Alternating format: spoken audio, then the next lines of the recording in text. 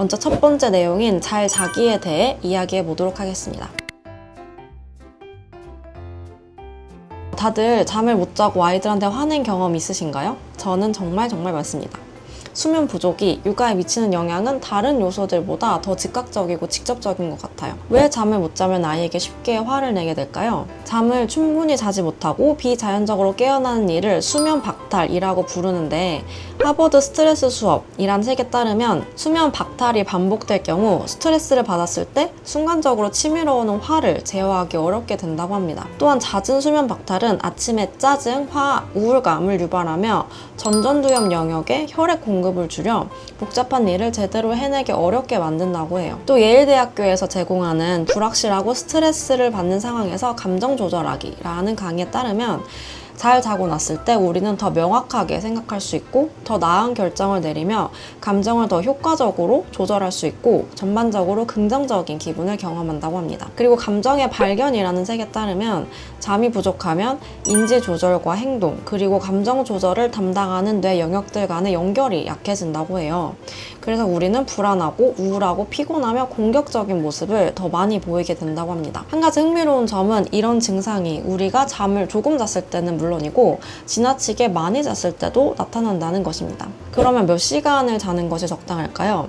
대부분의 연구에 따르면 충분한 수면 시간은 7시간에서 9시간 사이라고 합니다. 그리고 이 연구에서는 수면 부족의 악영향을 밝히기 위해 사람들에게 4시간에서 5시간 사이에 잠을 자도록 한 다음 평균 7.4시간 정도의 잠을 자는 사람들과 비교했습니다. 즉 5시간 정도 잠을 자면 대체로 수면이 부족한 것이고 7시간에서 8시간 정도 자는 것이 적당하다고 볼 수 있겠죠. 그런데 제가 코세라에서 들은 스트레스 관리를 위한 도구와 기술들이라는 강의에서는 7시간도 적은 것이고 8시간에서 9시간은 자야 한다고 이야기하더라고요. 이분은 과학적 근거를 제시하진 않았는데 저는 이 말이 제 경험에 비추어 봤을 때 일리가 있다고 생각했어요. 제가 잠들었다가 알람을 듣고 일어나거나 누가 억지로 깨워서 일어나는 게 아니라 그냥 눈이 딱 떠지는 시간을 기록을 해봤는데 보통 7시간 30분에서 8시간 사이였어요. 침대에 눕는 시간부터 눈을 뜨는 시간까지 정확하게 7시간을 맞춰서 자면 그건 좀 부족한 느낌이 들었어요. 그리고 우리가 침대에 누워서 바로 잠들진 않잖아요. 침대에 누워서 잠에 빠지는 시간까지를 계산했을 때 순수 7시간 이상을 자려면 수면 시간을 8시간으로 계획하는 것이 적절하다는 생각이 들었어요. 근데 사실 아이들 키우면서 8시간 자기 힘들잖아요. 저도 그랬어요. 그리고 솔직히 전에는 육퇴 후 나만의 시간을 포기하는 게 정말 말도 안 된다고 생각했어요. 그래서 예전에는 무조건 아이들 잘 때까지 기다렸어요. 그럼 10시 정도가 되잖아요.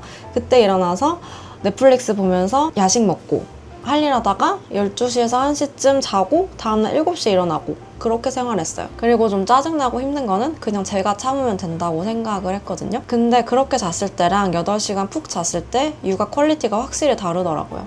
그래서 잠을 먼저 확보해 놓고 그 외의 일은 과감하게 포기하기로 했습니다. 지금은 아이들하고 같이 9시 정도에 잠들어서 5시에 일어납니다. 잠만 잘 자도 아이에게 화내는 일이 절반으로 줄어들더라고요. 그런데 아무리 수면 시간을 지키려고 해도 그러지 못할 때가 있잖아요.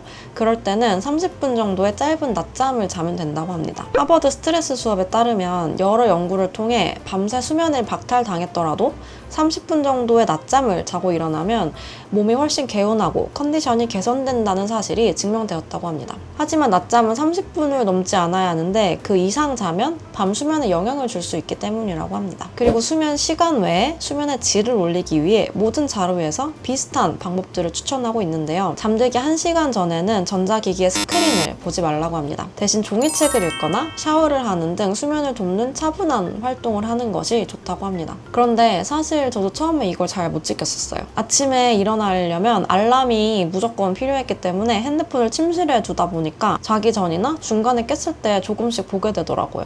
그러니까 확실히 수면 질이 떨어지는 게 느껴졌어요. 그래서 저번 주 이케아에 갔다가 이 조그만 시계를 샀어요. 이게 작은 알람 시계인데 이제 핸드폰 대신 이거를 머리맡에 두고 잡니다. 그랬더니 확실히 잠을 더 푹 자게 되더라고요. 제가 앞으로 소개할 육아 잘하는 많은 방법들 중 가장 중요한 딱 하나를 꼽으라면 저는 무조건 수면을 꼽을 것 같습니다. 잠을 제대로 안 자면 아무것도 안 되더라고요. 그래서 다른 부모님들도 매일 8시간씩 잘 주무신다면 육아 성공률이 좀 높아지지 않을까 생각합니다. 오늘 내용은 여기까지고요. 다음 영상에서 운동하기에 대해서 다루도록 하겠습니다. 감사합니다.